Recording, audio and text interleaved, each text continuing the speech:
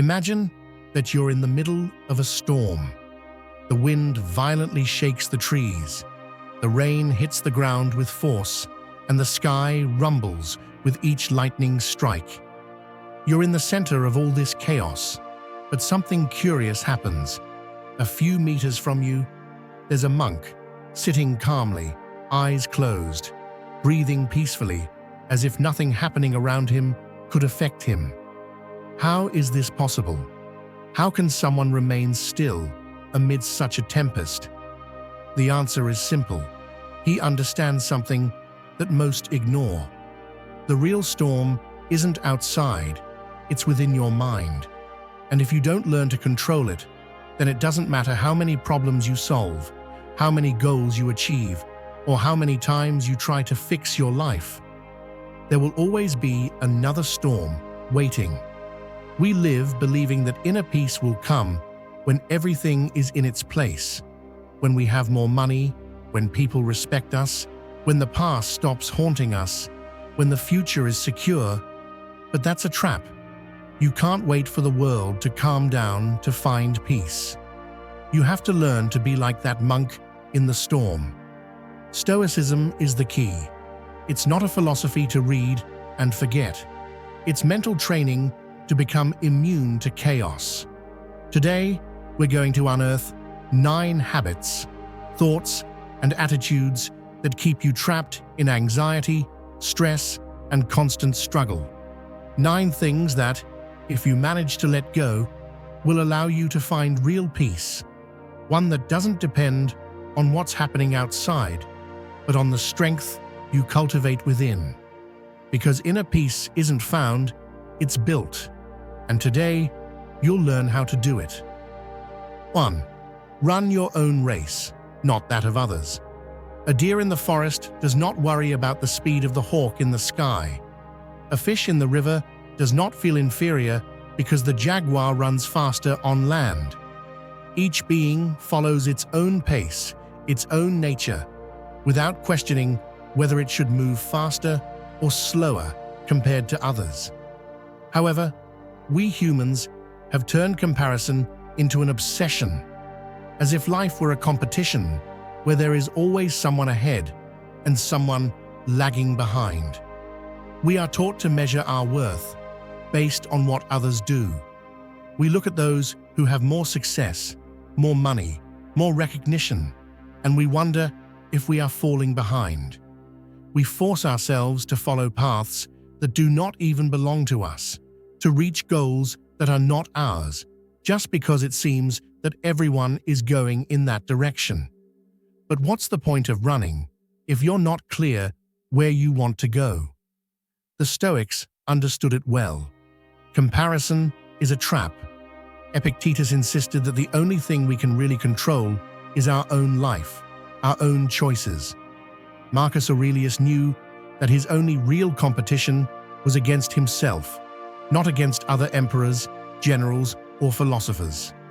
He knew that external success is relative, that what really matters is living according to one's own values, advancing on one's own path without being distracted by what others do.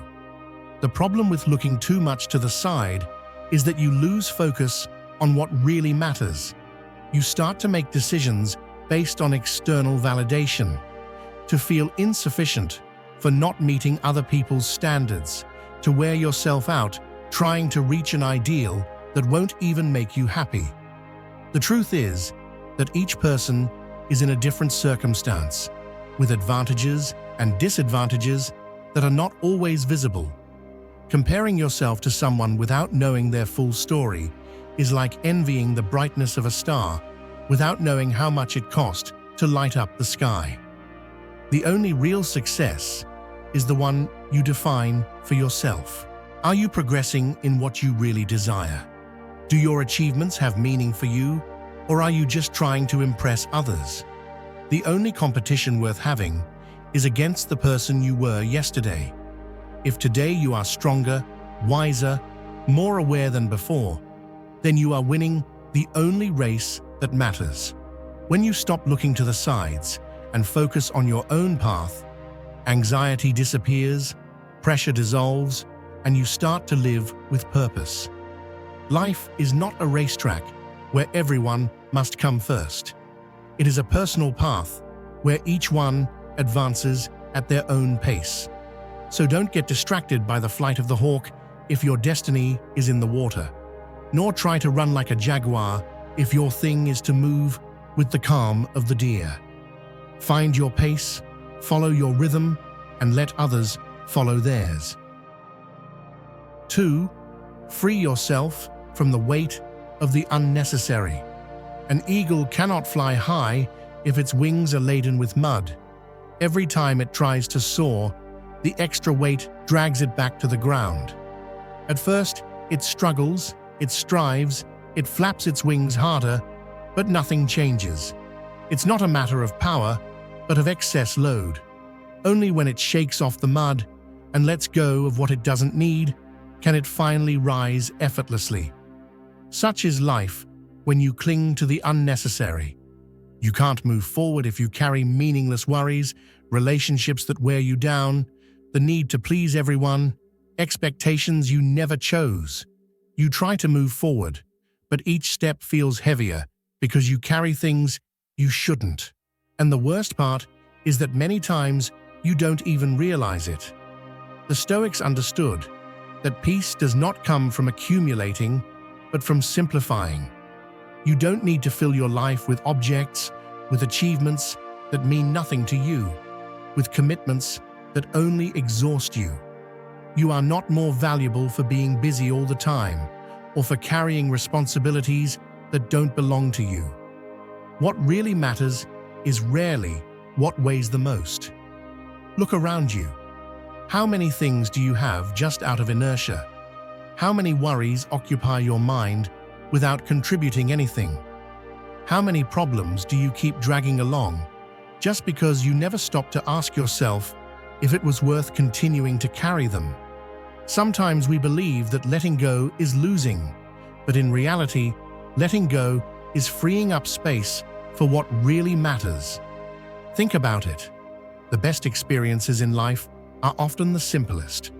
Laughter with a friend, a moment of peaceful silence, the satisfaction of doing something that truly fulfills you. None of these things weigh, none of these things burden, because they are part of the essential.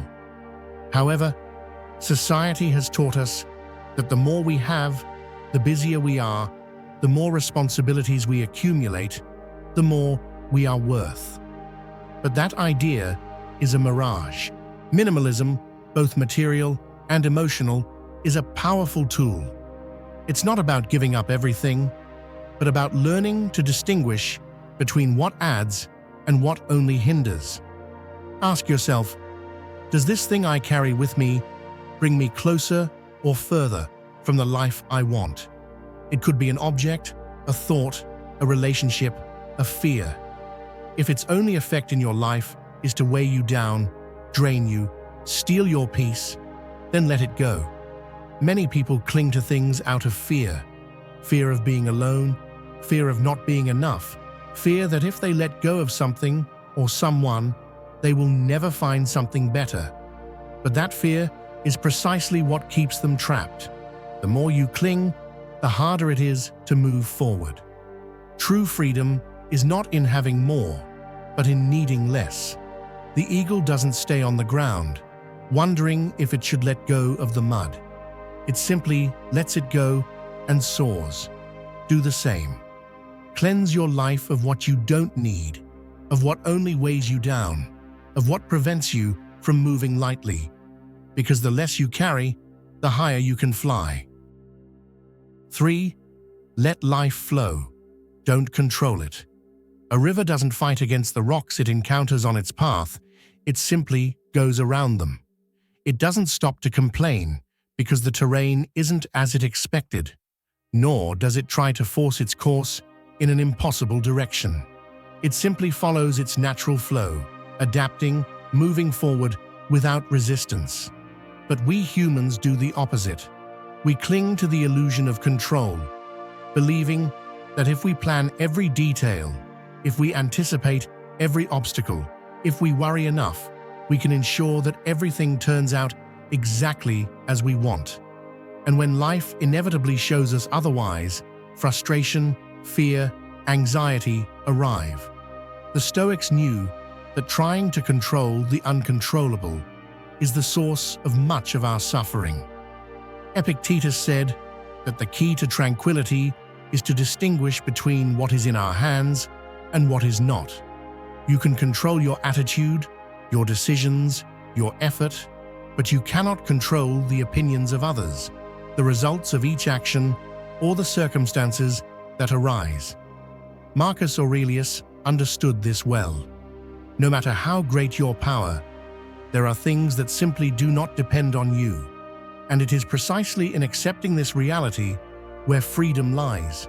Think about how many times you have stressed over something that in the end you couldn't change. Perhaps you spent sleepless nights worrying about a problem that resolved itself, or tried to manipulate a situation to turn out as you wanted, only to end up even more frustrated. Life does not allow itself to be controlled, and the more you try to force it, the more resistance it puts up. It's like trying to squeeze sand with a clenched fist. The more force you apply, the more it escapes between your fingers. This doesn't mean being passive or not making decisions. It means learning to flow with what life presents you instead of obsessing over how things should be. It means giving your best effort and then letting go of the outcome, without tormenting yourself over what doesn't depend on you. It means accepting that some doors will close and others will open, that there will be unexpected changes, that you won't always understand why something happens at the moment, but that resistance will only harm you more. When you learn to let go of the need to control everything, anxiety disappears. You start to live more lightly, to enjoy the present without being trapped in fear of the future.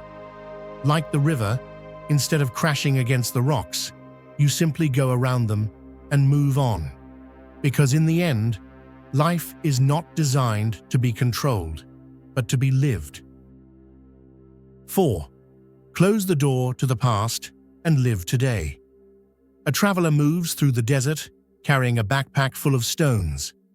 At first, the weight is bearable, but with each kilometer traveled, it becomes more unbearable. His steps become slower, his back bends, his energy is drained. He knows he should let go of the load, but something inside him tells him he can't. Each stone represents a mistake, a painful memory, a missed opportunity. He clings to them because he thinks that if he leaves them behind, he will lose a part of himself. However, the only thing he is really losing is the opportunity to move forward. Many live this way, dragging the weight of the past, reliving mistakes over and over again, punishing themselves for what they did or did not do. They live trapped in what has already happened, as if thinking about it one more time could change it. But time doesn't work that way. Yesterday is immovable, no matter how much you analyze it, how much you regret it, or how much you wish it had been different. The Stoics knew that clinging to the past is one of the biggest barriers to inner peace. Epictetus said that the only way to be free is to let go of what is not in our control, and nothing is less in our control than what has already happened. Marcus Aurelius repeated that there is no point in worrying about what is beyond our reach. The only thing we can do is act well in the present. Still, we struggle to let go. We punish ourselves for wrong decisions, for poorly spoken words, for paths we didn't take. But what good is it to torture yourself with something that you can no longer change? Learning from the past is useful, but living in it is a trap. The mind makes us believe that if we keep reviewing what happened, we will find an answer, a solution, a way to make everything make sense. But all we achieve is to wear ourselves out, wasting energy on something that cannot be fixed. The only real time is now. While you cling to the past, the present keeps passing without waiting for you. Life doesn't pause while you try to solve what's already behind. If you keep carrying stones that no longer make sense, you will never move forward lightly. It's time to let go, to close the door, to understand that what you were does not define what you can be. Just like the traveler in the desert, you can keep carrying your backpack, or you can let it go and walk freely. The choice is yours. 5. Make mistakes, learn, and keep moving forward. A child learning to walk doesn't stop to cry every time they fall. They stumble, get up, take another step, fall again, and keep trying without wondering if they should give up.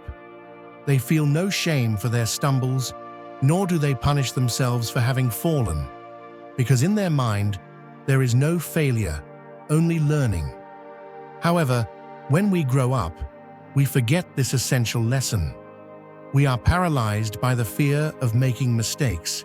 We fear making errors, as if each failure was proof that we are not good enough. The reality is that error is not an enemy, but a teacher. The Stoics saw failure as an inevitable part of growth.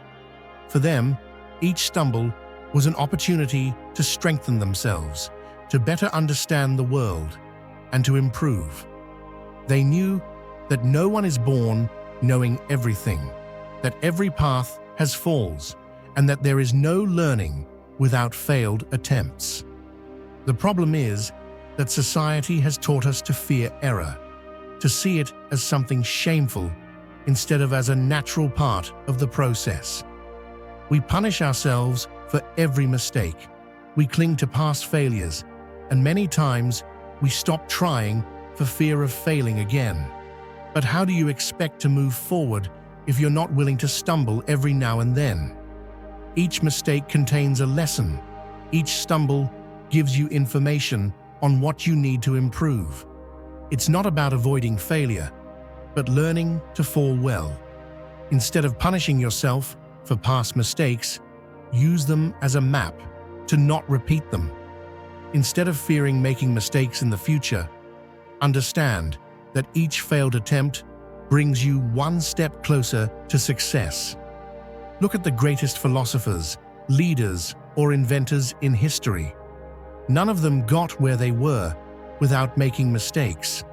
They didn't become strong by avoiding failure, but by knowing how to get up each time they did. The difference between those who achieve something and those who stay behind is not in the absence of mistakes, but in the ability to keep moving forward despite them. So the next time you stumble, remember the child learning to walk. Don't waste time lamenting the fall. Don't punish yourself for not having done it perfectly. Learn, adjust, move on. Because in the end, life is not about never making mistakes, but about continuing to walk without fear of falling. 6. Silence and rest are also productive. In nature, trees do not grow all the time. There are seasons in which they bloom and others in which they seem inactive, but that pause is not a mistake. It is part of their cycle. In the winter, while the leaves have fallen and everything seems to be at a standstill, the roots continue to strengthen their grip on the earth, absorbing nutrients, preparing for the next stage of growth. What appears to be inactivity is actually an essential process. But in modern society, we have forgotten this. We have been taught to value only action, constant movement, relentless production. We believe that if we are not busy, we are wasting time. If we are not speaking, we are missing an opportunity. If we are not moving, we are failing. And this obsession with activity has led us to an exhausting reality. We live tired, anxious, with our minds saturated with noise and without a single moment of true calm. The Stoics knew that silence and rest are as important as action. They understood that mental clarity does not arise from chaos, but from stillness. Marcus Aurelius, despite leading an empire, took moments for introspection and silence, not because it was a luxury, but because it was necessary. Rest is not laziness, it is strategy. Silence is not emptiness, it is power. Look at how we live today. We surround ourselves with constant noise, notifications, social media, empty conversations, unnecessary worries. Even when we have a moment of calm, we look for something to fill it with. We do not know how to be alone with our thoughts. We do not know how to simply be without feeling the pressure to do something. But the mind, like a muscle, needs rest to function properly. Without breaks, without space for silence, we end up overloaded, irritable, exhausted. True rest is not just sleeping. It's allowing yourself moments of tranquility without guilt. It's learning to say no to the overload of unnecessary tasks. It's stopping confusing being busy with being productive. It's finding spaces for reflection, for calm, for disconnecting from external noise and connecting with yourself. Silence is also an answer. You don't need to react to everything. You don't need to give your opinion on everything. You don't need to fill every void with words. Sometimes being silent is the best decision. Sometimes taking a pause is the smartest thing.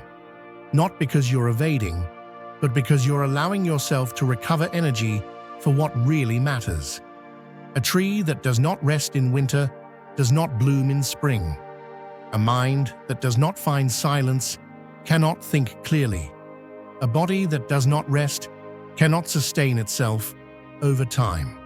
So let go of the idea that you always have to be busy, that every minute must be filled with activity. Learn to value the pause, because in it there is also growth. 7. Replace complaints with gratitude and action.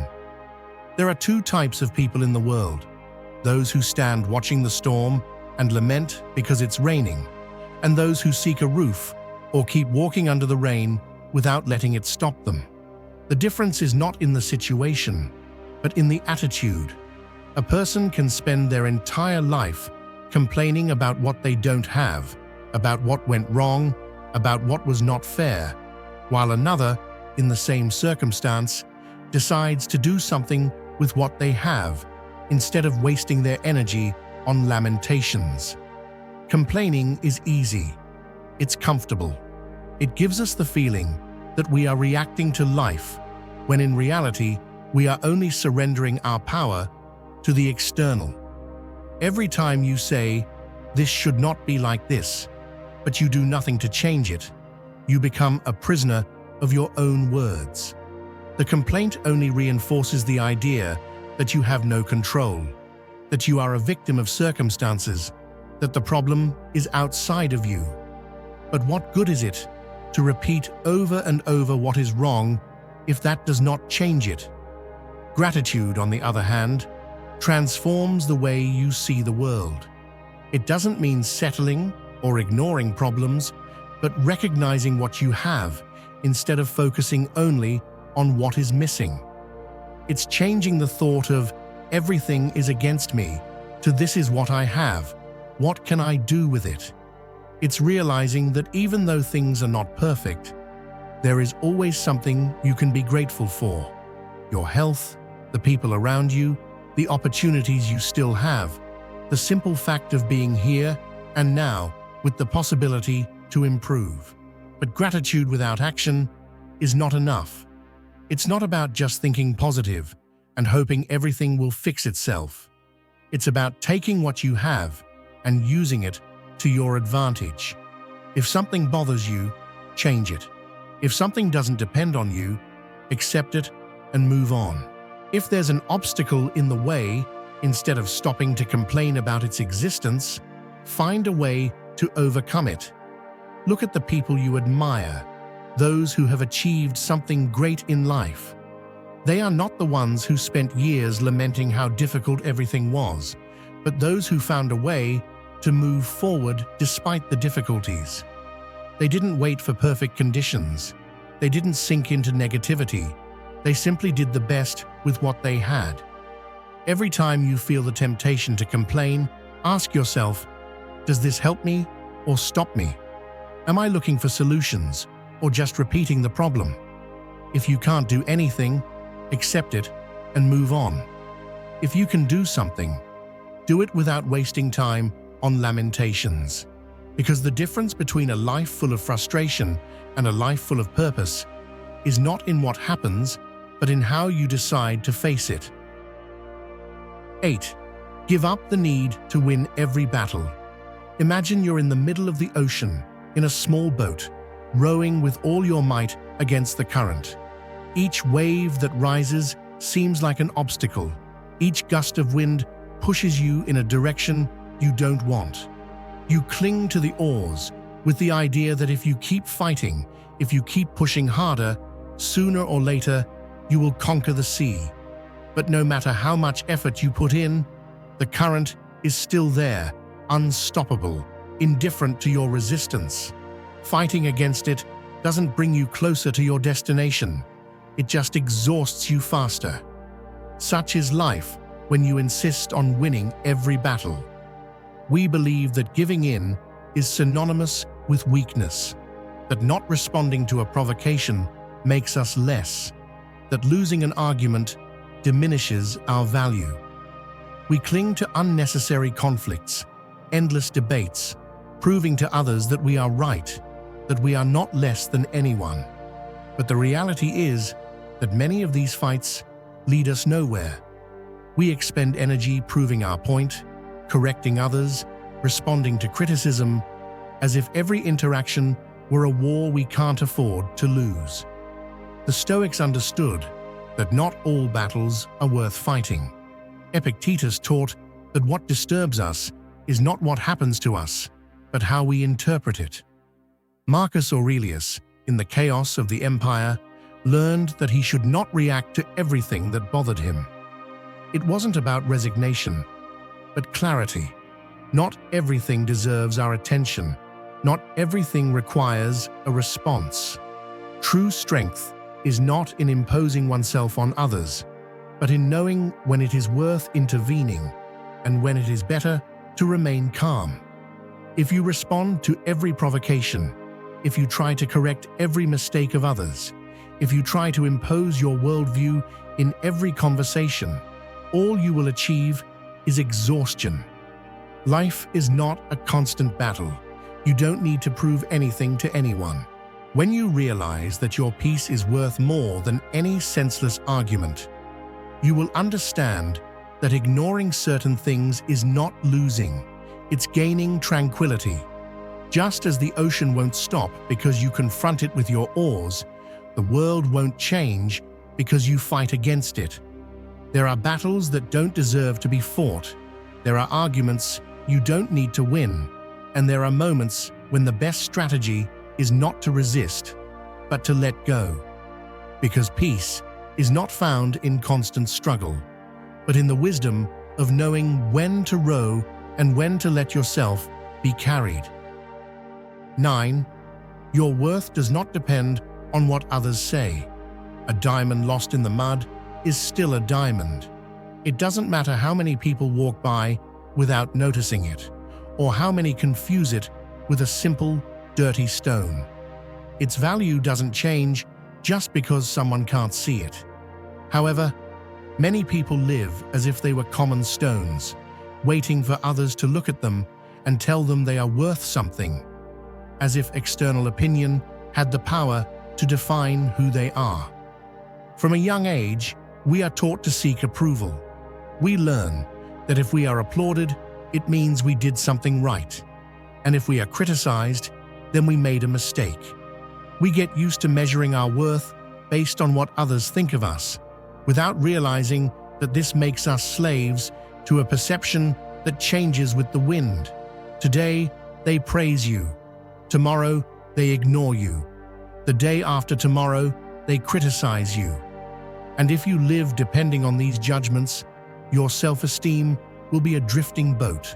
without its own direction, moving from one side to the other according to the whim of the waves. The problem is that many people not only seek external validation, but base their identity on it. If they receive praise, they feel valuable. If they receive criticism, they feel they are not enough. But what happens if no one says anything? If the world ignores your effort, if your achievements receive no applause, if your ideas do not generate immediate recognition, does it mean you are worth nothing? Here's the trap. The world will not always recognize you. Not because you lack merit, but because often people are too busy with themselves to notice what you do. There will be those who minimize your efforts, those who doubt you, those who criticize you without reason. And if you spend your life waiting for external validation to feel valuable, you will always be at the mercy of opinions you cannot control. Those who understand this stop living to please others, not because they are indifferent, but because they understand that their worth does not depend on a comment, on a number of followers, on recognition. You are not less capable just because someone doesn't see it, nor greater because someone tells you.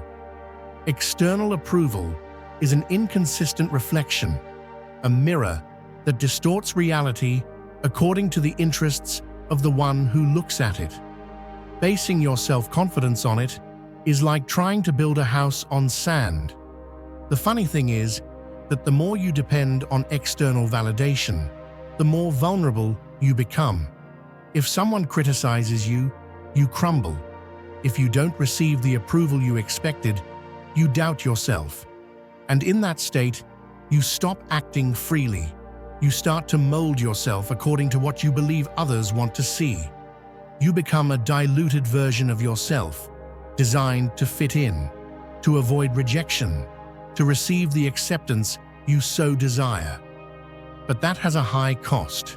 You lose authenticity. You can't control what others think of you. Today, you can do something incredible and be ignored. Tomorrow, you can make a mistake and be pointed out. If you spend your life trying to please everyone, all you will achieve is to wear yourself out and betray yourself. The only person whose opinion really matters is yours, because at the end of the day, you are the one who lives with yourself, who knows your intentions, who knows what each step cost you. Think of all the people who have left a mark on history.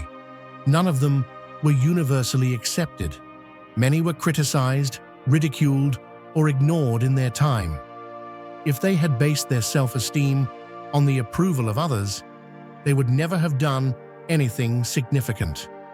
The difference between them and those who stay in mediocrity is that they did not let external noise define their path. Now look at your own life. Ask yourself, am I making decisions based on what I really want, or on what I think will make me gain acceptance? Am I not doing things for fear of others' judgment? Am I sacrificing my authenticity to fit into a mold I didn't even choose? Freeing yourself from the need for approval doesn't mean becoming arrogant or indifferent. It means acting according to your values without caring whether the world applauds it or not. It means doing the right thing without expecting external rewards. It means valuing your effort, your path, your achievements, without needing someone else to validate them. A diamond is still a diamond, whether it's covered in mud or displayed in a showcase. Its value doesn't change just because someone can't see it. And you, with all your virtues, with all your effort, with all your growth, are still valuable even if the world doesn't tell you. So stop looking for confirmation from others of something that is already a fact. Act according to what you believe is right. Walk confidently on your own path and let the noise of the world stay behind. Thank you for staying until the end of the video. If you watched the whole thing, comment "I am Stoic" as our secret signal to know that you're a true student of Stoicism. Don't forget to subscribe and give the video a like if you enjoyed it. See you in the next video, and remember, keep cultivating your stoic mind.